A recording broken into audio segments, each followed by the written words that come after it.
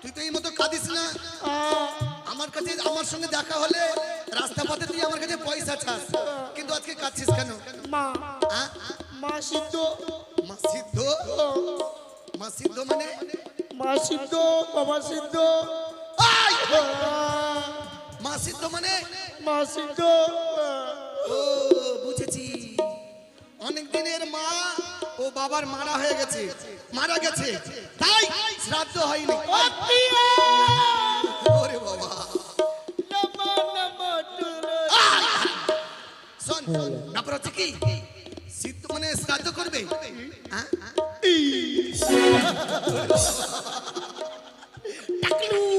এই চুপ!